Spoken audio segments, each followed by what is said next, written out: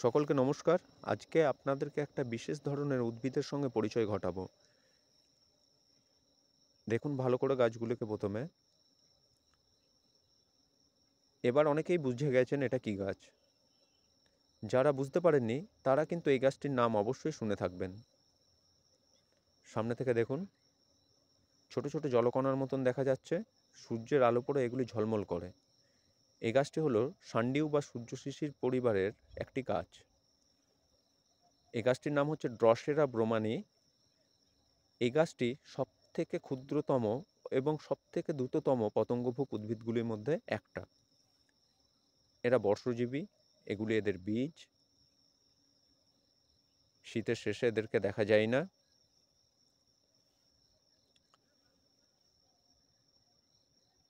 এই যে জলকণা বা শিশির কণার মতন আঠালো অংশগুলি দেখা যাচ্ছে, এগুলিতে পতঙ্গগুলি আটকে যায় এবং দ্রুত জাপটে নেয়।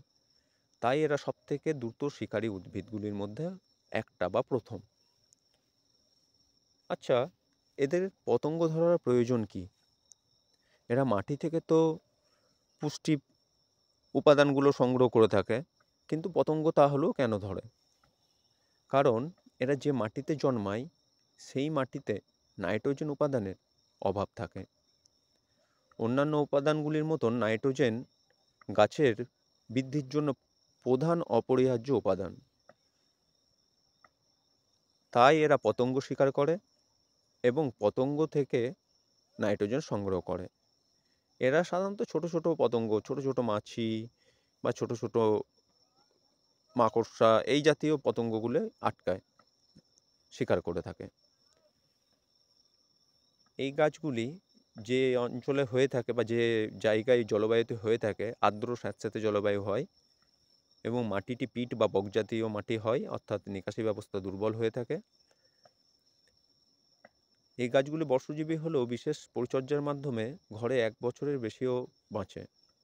আমার ইচ্ছা আছে আমার ঘরে কতগুলো এই গাছ সংগ্রহ করা, তাই আমি এই গাছগুলোকে সংগ্রহ করার জন্যই এসেছি।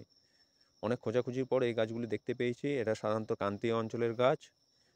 দক্ষিণ পূর্ব এশিয়ার দেশগুলো, অস্ট্রেলিয়া, এইসব জায়গায় ক্রান্তীয় রেখা বরাবর এদের দেখা মেলে। ধন্যবাদ সকলকে।